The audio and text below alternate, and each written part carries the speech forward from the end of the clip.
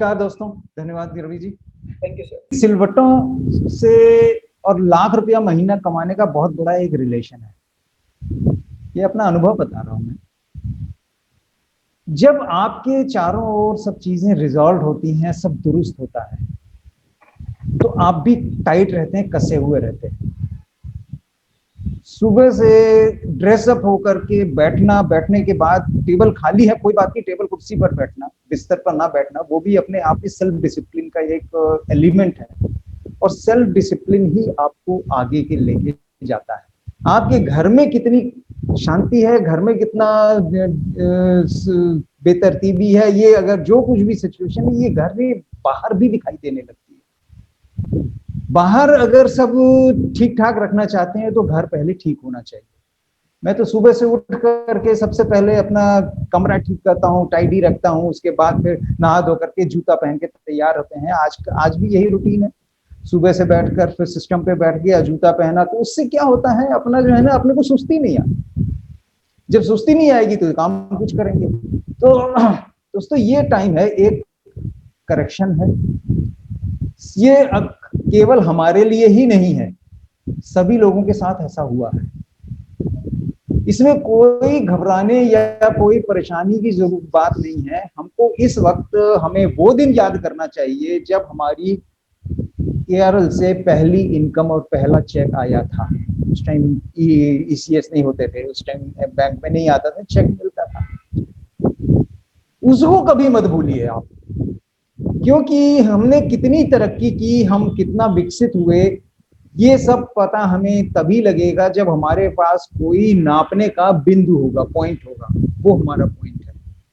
मैं उसको आज तक नहीं भूला हूँ, फर्स्ट प्रोस्पेक्टिंग आज तक नहीं भूला हूँ।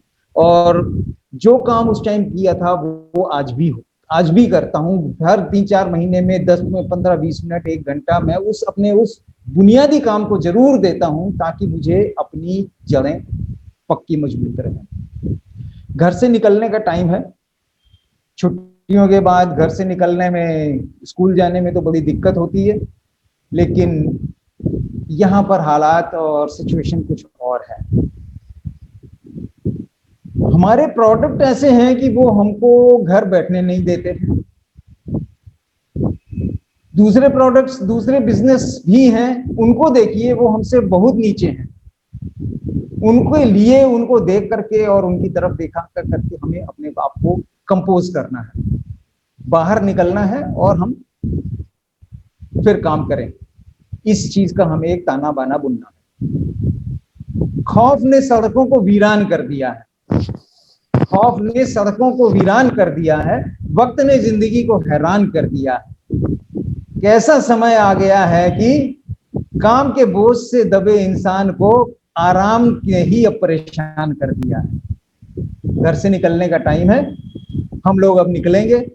आज भी अभी जो काम अभी तक किया है, 2-3 महीनों में, जो मेरे चिंटू जी की तरह मैंने भी कुछ प्रोस्पेक्टिंग की है, मैंने भी कुछ तो कस्टमर बनाए हैं, उनको भी अब वापस लीडरशिप लाइन में लाना है। एक चीज ध्यान रखिएगा कि हम लोग लीडर हैं, हमारी वजह से सिस्टम बने हैं। हमने सिस्टम बनाए हैं, कुछ लोगों के लिए बनाए हैं। सारे लोग हमें आज ही नहीं चाहिए थे, सारे लोग हमें धीरे धीरे आने चाहिए।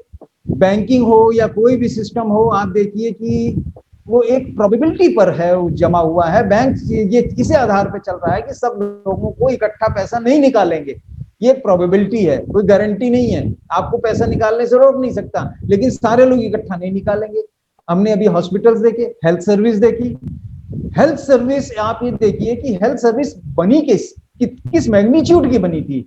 हेल्थ सर्विस बनी है एक नॉर्मल हेल्दी एनवायरनमेंट में, कुछ लोगों को, कुछ परसेंटेज को ठीक रखने के लिए बनी है। लेकिन जब ये पेंडेमिक है, एपिडेमिक है, पेंडेमिक है, इसमें किसी भी प्रकार की हेल्थ सर्विस कोई काम नहीं आती।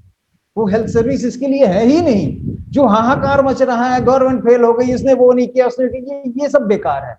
हमारी हेल्थ सर्विस एक लिमिटेड सेगमेंट को, उस प्रोपोर्शन को जिसको की जरूरत है, उसको संभालने के लिए बनी है। तो कोई बात नहीं, हमारा उद्देश्य है कि हम उस स्थिति पर लोगों तक पहुंचने ही ना दें। इसलिए तीसरी वेव आए उससे पहले हम 2-3 महीने 4 महीने का अभी हमें मुझे लगता है हमें समय बता रहे हैं अखबार में और न्यूज वाले, अक्टूबर नवंबर से पहले हम अपने आप को इतना मजबूत कर लें कि हम फिर अपनी एक टीम को नए सिरे से खड़ी कर लें और हम लोगों के साथ उठ बैठ करके तीसरी लहर को काबू में, अपने काबू में ला करके हम काम को ना रुकने दें।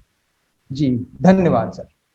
आशाएं उज्जवल हुई, जीवन में भरे रंग, हाथों में हाथ है, अब हम सब साथ हैं, दिल में उम्मीद है, सीने में आग है।